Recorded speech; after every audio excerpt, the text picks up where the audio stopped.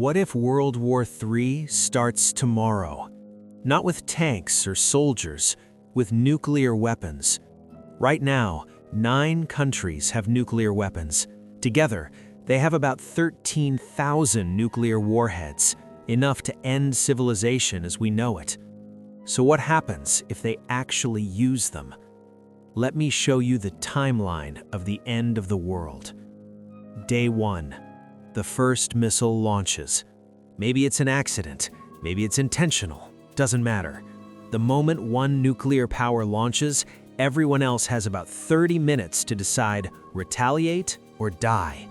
No time to think, no time to negotiate, just 30 minutes.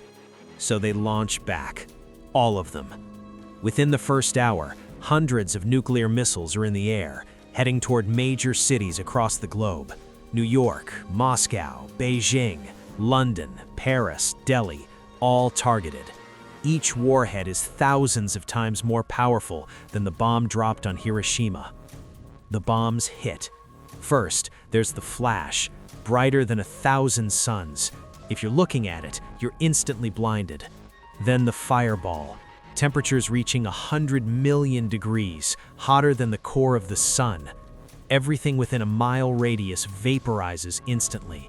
Buildings, cars, people, gone in a fraction of a second. You don't feel pain, you don't have time, you just cease to exist. The shock wave comes next, traveling faster than the speed of sound, flattening everything for miles. Concrete buildings crumble like sandcastles. The air itself becomes a weapon, crushing your lungs. If you're in a basement 5 miles away, you might survive the blast, but you won't survive what comes next. The thermal radiation ignites everything flammable. Wood, paper, clothing, skin.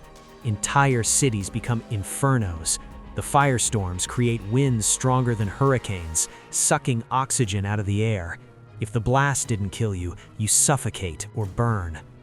This happens simultaneously in dozens of cities around the world.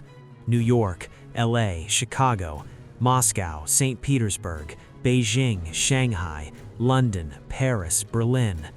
In the first 24 hours, 100 million people are dead, maybe more. But that's just the beginning.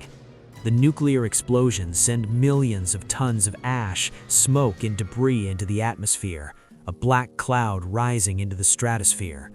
The sun disappears, not metaphorically, literally. The sky goes dark. This is called nuclear winter.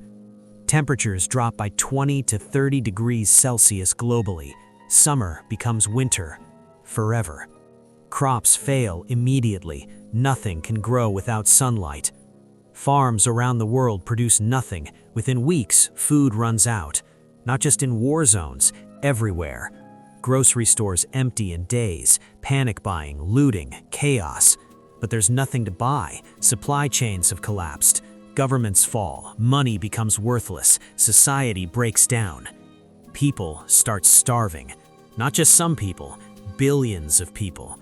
The UN estimates that a nuclear winter would cause global famine affecting 5 billion people. Most of them would die within the first year. But let's say you survive. You have a bunker with food. You're safe underground.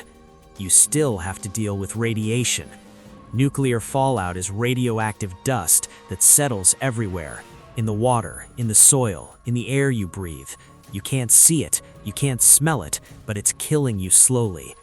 Radiation sickness starts with nausea and vomiting. Then your hair falls out, your skin blisters and burns. Your immune system collapses, your organs fail.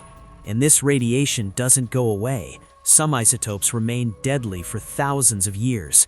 Cities become dead zones, uninhabitable for generations, like Chernobyl, but everywhere. Let's say you avoid the radiation too. You're in a remote area, far from blast zones, with clean water and food. You still face the collapse of all infrastructure. No electricity, no internet, no hospitals, no medicine. A simple infection can kill you now. Clean water becomes the most valuable resource. Rivers and lakes are contaminated. You're drinking radioactive water or nothing. And remember, it's freezing. Nuclear winter means sub-zero temperatures year-round. Hypothermia becomes a constant threat. The survivors group together, small communities fighting over remaining resources, water, food, shelter, weapons. Trust disappears. Your neighbor might kill you for a can of food. Morality becomes a luxury no one can afford. This is the world after nuclear war. Studies show that a full-scale nuclear war would kill 5 billion people indirectly, not from bombs, from starvation. Maybe 500 million people survive globally out of 8 billion. That's a 94% death rate. The question is, what are we doing to make sure it never does?